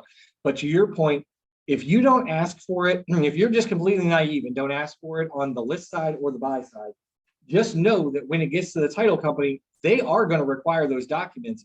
And even a power of attorney, let's say, for example, some people don't realize a power of attorney dies with this person. So if somebody has a power of attorney for me and I die, guess what? The power of attorney just died too. Some people don't know that. And some people in a family might go, oh, well, I was my dad's power of attorney. He passed away, but I can still list the house for sale. No, you can't. While the person is Alive, but not after they're dead. Right. That's an executor. So that's why I bring this up for estate sales, trusts, anything like that. You have to know who is able to legally sign on behalf of selling that property. Does that help answer the question? Okay. Yeah. Okay. It's difficult because most agents don't do it. Well, I just had one of my agents ask me that. They're the listing agent, the purchaser is a trust. And she said, how do I know? And so I can ask for it, but if I'm the buyer's agent, I'm probably not giving it to you. Yeah. So just make sure. And you wait till the title check, and that's 30 days till you figure it out, right? Usually they get it right away. I mean. Yeah. They get it immediately. They don't. Yeah. So the question for those of you in Zoom, I don't know if you could hear or not, but it was just basically, if you are the listing agent and a buyer is an LLC or a trust or whatever, how can you verify that they have the right person signing? And the answer, unfortunately, is you have to trust the buyer's agent that they really are doing what they're supposed to do and get those documents. Because again, the title company is going to need them beforehand. So, and I can tell you this too, just because a person has bought something. So, I mean, I'm a prime example. I am a one-man band LLC. I did not have an operating agreement when I started it because I thought, what do I need it for? Well, then I started to purchase real estate in the LLC, and the first title company let me close on the property without an operating agreement. I went to do it the second time. They're like, hey, where's your operating agreement? I'm like, I don't have one. Well, the last company let me do it. Nope, we got to have an operating agreement. So legally, you should have an operating agreement, even if you're a one-man band, and the legitimate title companies will require that, just like we're talking about, to make sure that I am able to sell it. Just because it's Cosgrove Sales LLC doesn't mean that Rich Cosgrove is the person that's able to sign. So, yeah. All right. So we covered divorce, dower rights. We covered all that. They are looking at abolishing dower rights in Ohio, but it hasn't happened yet, so we're going to deal with it for a while. Escrow letter. So this is where, Zarice, you asked the question, how can I verify that the 225 is getting charged? Well, this is one place that you can put it in. So I had one agent from, I think it was the Mansfield area, and I can't remember who it was, and they said, I've never done an escrow letter, and I've been in business for 6 years. And I said, how have you been getting paid from title companies? I've got escrow letters have been done since I got into business in 2002. Who knows how long before that? So an escrow letter is, it's a form, and it is in .loop, and it is your letter on how you are getting paid in this brokerage on behalf of the consumer. So are you representing the seller? Are you representing the buyer? Is the seller paying closing costs on behalf of the buyer? Did you have a well and septic inspection that you need to worry about paying? Is there a pest inspection that needs to be paid? That form, as a buyer's agent or a listing agent, you should be filling out and sending that to the title company. Okay. And on that form, it lists our 225 additional commission fee, and it asks what is your commission that you believe that you are supposed to receive at Keller Williams from the brokerage payment. So that's the first thing. It would cover the co-broke agent information as well, so the title company knows, hey, who's the person on the other side of the transaction, right? And with that being said, then I say, I always go a step further. I don't know of any agent, well, I take that back. I know plenty of agents that don't. I don't know why there's any agent that does not ask the title company for a copy of the settlement statement before their client signs. I don't know why you would not be reviewing the settlement statement for your buyer or seller to make sure that all of these things are actually on there, and the 225 additional commission fee is on there, but also making sure that we're not missing a pest inspection that's supposed to be paid by the seller, or a home warranty that's supposed to be paid by the seller on behalf of your client. It's not just about your additional commission or what you're paid, it's about what the consumer is getting on the contract. What were they entitled to on the purchase agreement? So you should be doing the escrow letter on every single sale, and you should be sending that to the title company. Any questions? Yeah, could be repairs, could be anything. Roof repairs could be a hot water tank had to be installed, and the seller agreed to pay it, and there's an open invoice. You want to make sure that all of that's taken care of. Choosing a title company, we only have 7, 8 more slides here. I'll try and speed it up here. Choosing a title company, it is negotiable, is 100% negotiable. I've heard stories that it's the seller's choice, it's the buyer's choice. Well, in this area, it's this realtor's choice. It is not. RESPA says it is 100% negotiable between the buyer and the seller. I don't care if you have an ADA, not an ADA, doesn't matter. It is up to the consumers on what title company we use. If you are affiliated with Stonegate Title Agency, we are here at Keller Williams. If your client is using Stonegate Title Agency and they are a client of Keller Williams, you must have them sign an ADA that is in document. They will not start the title work without it. You don't need the other client's signature, but you need our client's signature. So if you're representing the buyer, our buyer needs to sign it if you're using Stonegate. If you're not using Stonegate, you don't have to sign it. Okay. But if you're using Stonegate and you're on the listing side, the listing consumer has to sign it. Okay. It's always great if you can get the other party signature on it too. Don't fight over it. It's not worth it. Inevitably, you will get a person from another broker that says, my client doesn't have to sign this, and they're absolutely right. So it's up to you if you want to try and get their signature on it. I never had a problem if my consumer is using whatever title company it is, and I'm not affiliated with it. I still get them to sign the ADA from the other party because they're using the company. I want them to know what's happening. So again, not required. If a seller is paying buyer closing costs, the seller actually has a choice according to RESPA, because it's whoever is paying for the title insurance policy. The title insurance policy is the most expensive piece of that. And so if I'm a seller and I'm paying the buyer's closing costs of $4,000, I can pick the title company because I'm paying all the fees. The buyer's not paying any of the fees. I'm paying 100% of mine and the buyer's. I can choose that. Now, I tell that to you, but again, don't lose a deal over a title company. It is not worth it. It just isn't. Try and get the business as much as you can. Let the consumer choose. So I talked about the kind of old school rules, and again, don't lose a deal over it. Are there any questions about title company or ABAs? I've seen a new form out, it's like non-ADA. Yeah. Is that required or what? It is not required, but Stonegate does have a form in .loop now that if you are not affiliated with Stonegate, meaning that you're not an investor in Stonegate Title Agency, that there is a non-ADA disclosure in there and you can get it signed. It's uploaded, it's in there. We are not requiring that it get signed. I have not been briefed on why that's there, but nonetheless, it is available. So it's just one more form to get signed and nobody wants to do it. Okay, so I don't So- have to do that. No, If I put down that we're gonna use like a different title agency, do I still have to fill out an APA? no. If you're using any other title agency other than the Stonegate, you do not have to have our consumer sign the APA. All right. Home warranty, we are affiliated with America's Preferred Home Warranty. We also have 210 Home Warranty. Those of you that are in Ashland and Mansfield, they do not service that area as far as 210. I think there is another home warranty company over that way. It is your job as the agent to register the warranty. So if you are buying, if you're representing a buyer and you're writing a home warranty, you need to go on the 210 website or the America's Preferred website and register that warranty. Now, for registering the warranty, you get absolutely nothing, and you shouldn't get anything simply because we cannot be paid in order to refer business to a title company, or I'm sorry, a home warranty company or any other company for that matter. Can't get paid on that referral. Now, you can get paid either $100 from America's Preferred or $75 from 210 by getting the data collection sheet filled out. The data collection sheet is under the warranty tab in .loop. It's for both 210 and America's Preferred. You can, whichever one you use, you need that form.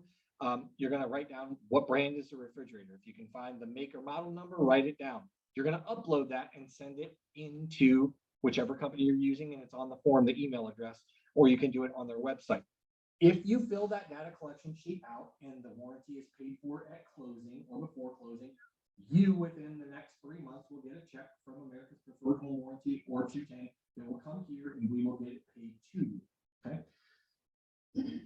You must have the warranty contract or waiver signed for every single transaction you do. I know that it's in the purchase agreement and the listing agreement that says the consumer does or does not want a warranty. The problem is you fill that out as the agent. What's happening is we need to treat every consumer the same.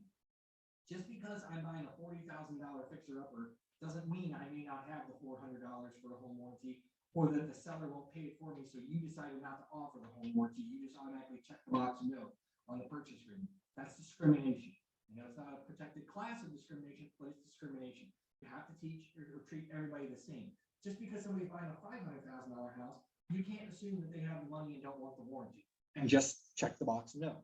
You need to be getting the waiver or acceptance form completed by the client, which means that it's page 11 of the actual contract for 210 America's Preferred, or it's a single form in .loop that is a waiver or acceptance. You can use either three, it doesn't matter, whichever one, but for every consumer, you have to have that.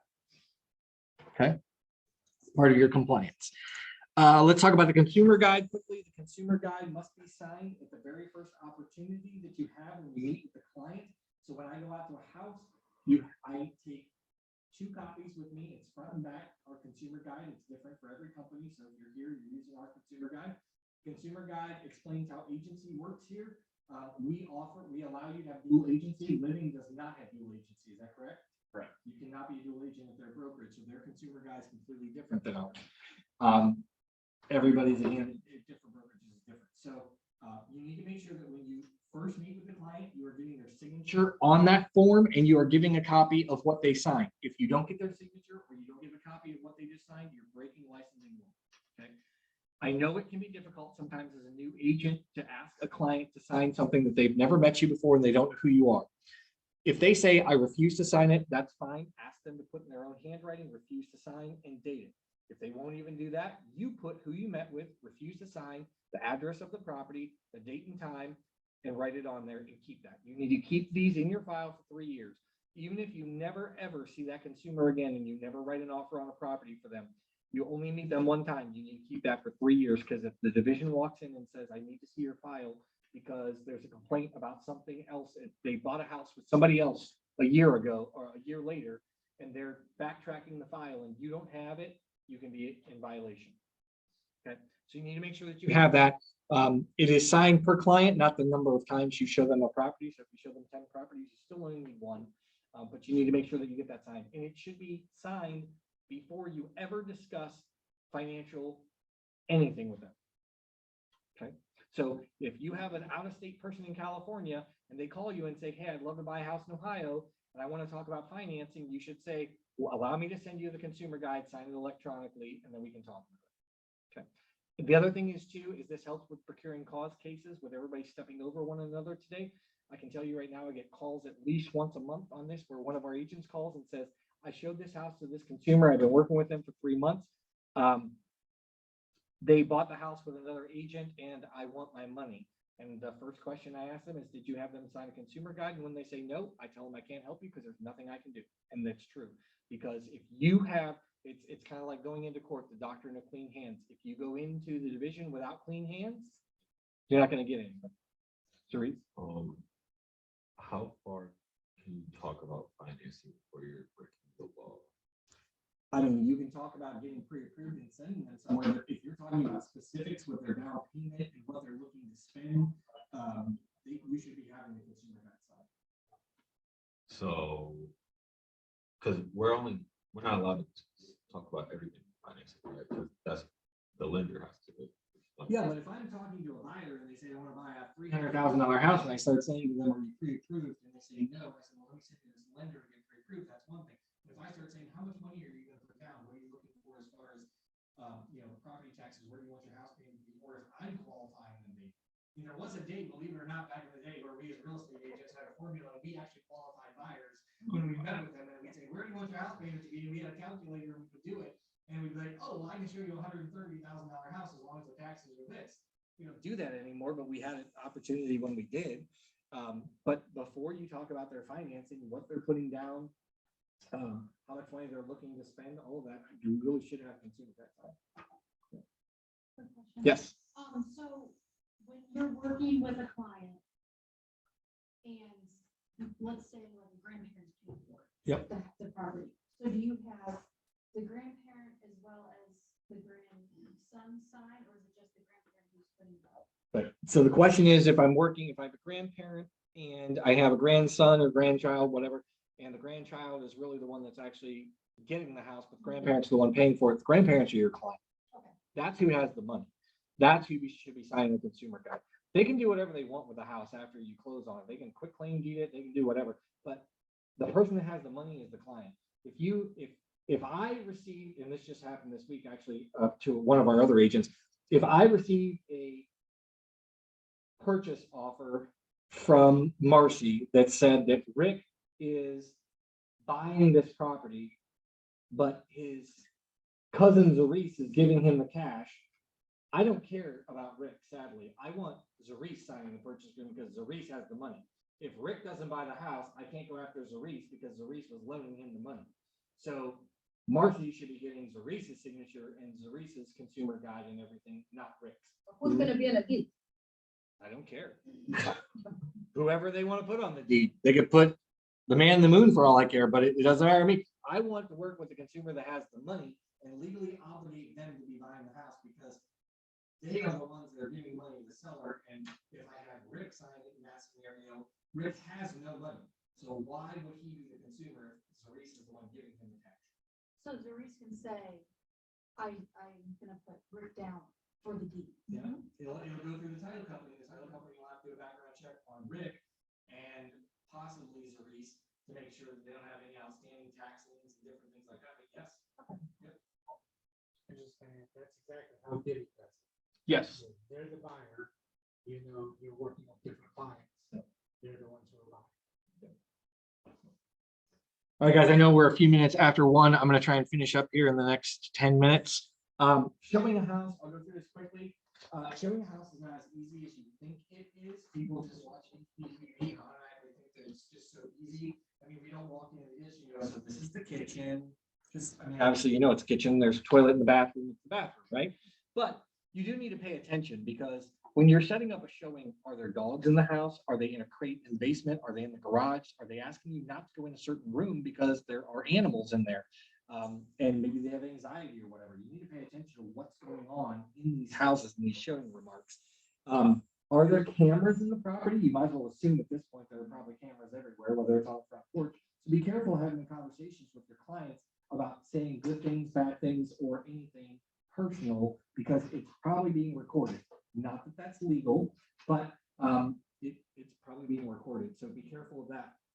Be on time. I mean, when you're out showing 3, 4, 5, 8 houses in one day and you're running behind, text the listing agent, let them know that you are running behind because when you show up, and it's happened before to clients and agents an hour late, the buyer comes home and thinks it's odd that all the lights were left on in the house, but they have no idea if the consumer or the other agent were ever there. They're getting ready to cook dinner and all of a sudden the agent shows up. Well, I had a showing. Yeah, you had a showing an hour ago. You're late. So you can't just surprise that on people, even if the house is vacant, especially with COVID, you know, going on when we were going through all that and still kind of lingering here. They may not want to go out and show. So you have to be cognizant of when you're allowed in the property. And it is definitely a violation of license to block going on property without permission from the listing agent or the seller. So if you're going in at 5 o'clock and you're showing was set up at 3 o'clock, you're probably in violation of what you should be doing. So what if you're slightly early, like you had the showing at 5 o'clock and the show at 4:55? Or should you wait 5 minutes? No, you wouldn't necessarily have to wait 5 minutes as long as there's not another consumer there. Right. You don't want to step on other agents' toes. There are a lot of agents that when it's their time in the house, don't you dare walk in that door. I've seen agents slam doors, lock them in your face. I've seen agents take the key out of the lockbox and won't let anybody in until that time. So just be professional. That's all I can say is, you know, if it's 4:55 and you can tell that the seller has left and the lights are on and you can go in, a few minutes is a few minutes. But when you're talking like 15, 20 minutes or more, you should probably be contacting the agent. Yeah, I wasn't sure, like, if I showed it 2 minutes early, should I reschedule, you know, for the 5 minutes prior? No, 5 minutes before is okay. Yeah. Some people kind of worried about like things being exact too. Yeah. So. They are, but usually you have a window, you're okay. Yeah.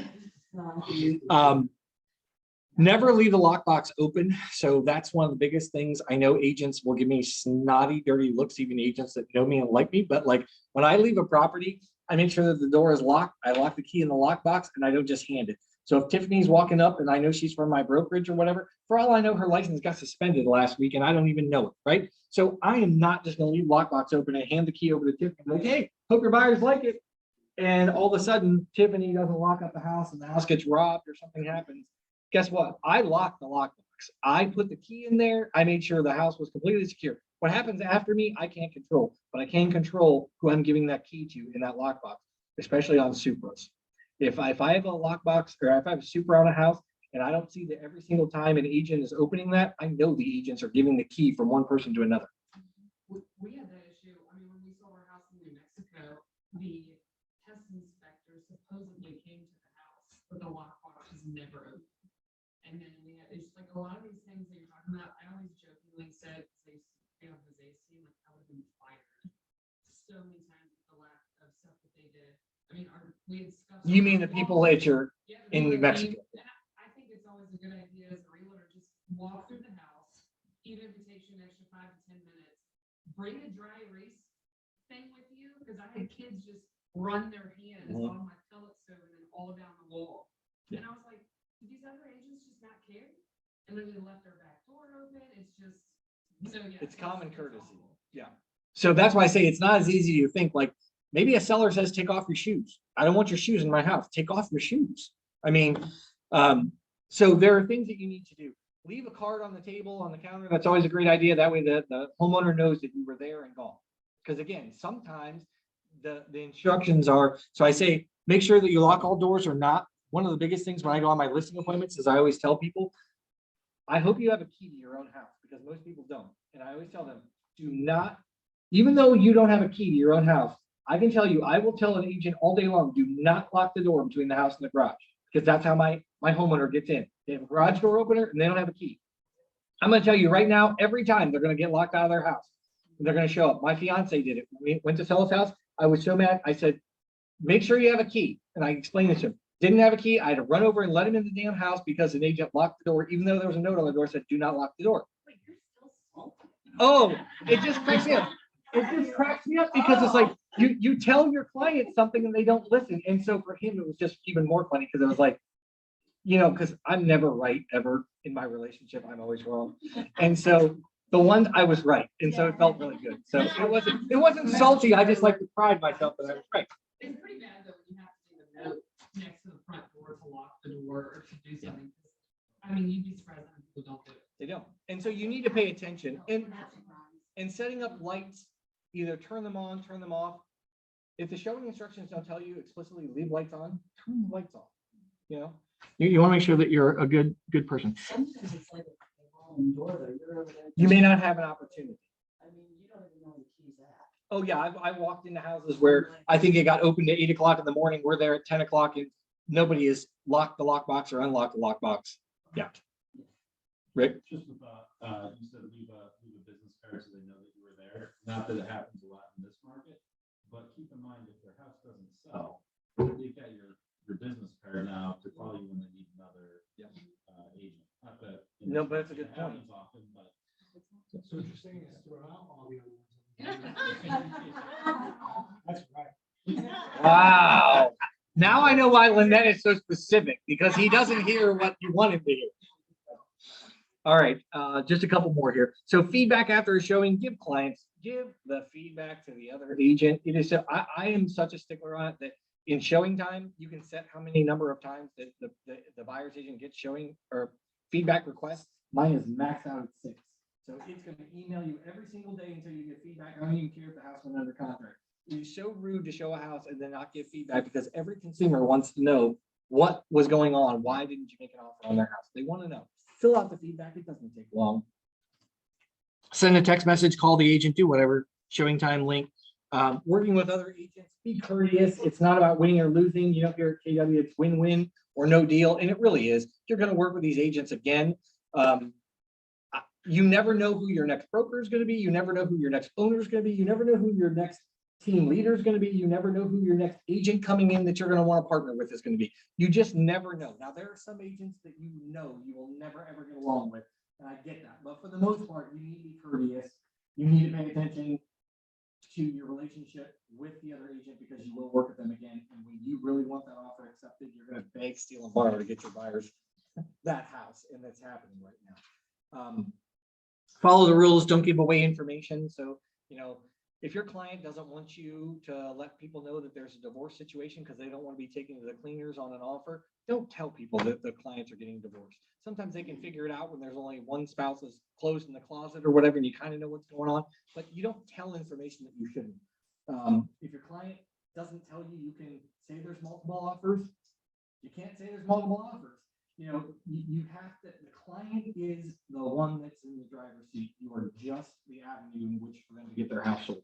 So communicate. I can't say that enough. If you are communicating with an agent, you need to make sure it is either phone, text, email, whatever. Things get lost in email and text messages. If you're sending over an offer, you better be reaching out to the agent to let them know there's an offer on the way because their email gets full. I think, you know what? I think Marcy, didn't that happen to you not terribly long ago? Actually, I had two offers that came in while I was on my way to the sellers, and we had like 8 offers. Yep. So I didn't look again, because Yep. when I left the house, I left the house. Yep. They So- never told me they wrote. Yep. So 2 agents' offers didn't get presented because they never ended up letting you know. Yeah, it's sad. Earnest money deposits. Let's talk a little bit about that. Cash is not acceptable. We do not take cash, so don't collect it. Personal check is acceptable. It's up to $10,000 for a cashier's check. That's acceptable. Anything over $10,000, you cannot take a check. Wire is acceptable. That's probably the preferred way. Or now that Stonegate and a lot of other title companies have it online, we do not hold earnest money in our brokerage. It's always going to be held by the other brokerage or the title company. Make sure that there's a link on their website. The buyer can go ahead and deposit money directly with them. So who's holding the earnest money? You definitely need to know who's holding the earnest money, and no matter what side of the transaction you're on, you need to make sure that the earnest money is collected. So it is your job as the buyer's agent to make sure that earnest money gets where it needs to go, meaning that if the client says, yes, I went on Stonegate's website, you should be getting an email from Stonegate saying that the money is there. If they are sending a check, they should send you a copy of the check so you can send a copy of the check to the other agent. No matter what side you're on, even if you're on the listing side, you need to make sure that earnest money has been collected. Okay. Send a copy of the check. Let's see. How does the client get the earnest money back? There are only 4 ways in the state of Ohio that earnest money is ever distributed. Again, Cerise, it doesn't matter the situation. There are only 4 ways. So know what is. There are only 4 ways. It is upon a successful closing, which is the best way. That's what we like. The other way is a signed mutual release by all parties. The third way would be a court order, and the fourth would be after 2 years, it can be written back to the party that wrote it. Doesn't matter what it's in there. Those are the only 4 ways. Okay. All right. And so if the deal falls apart, that's how you're getting the money back. Seller's net sheets, you can use the title capture. I always recommend that when you're going on a listing appointment, you do a seller net sheet.